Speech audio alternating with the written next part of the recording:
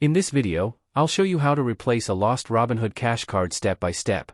If you've misplaced your cash card or believe it has been lost or stolen, you can request a replacement directly through the app.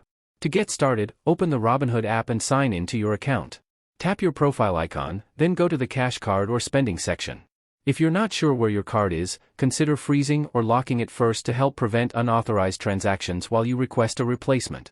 Next, look for the option to replace card, report lost card, or a similar setting. Select it and follow the on-screen instructions to confirm that your card has been lost or stolen.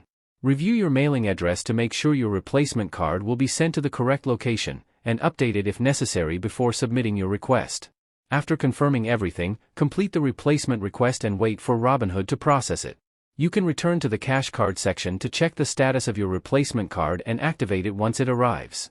Be sure to review your recent transaction history and contact Robinhood support immediately if you notice any purchases you don't recognize.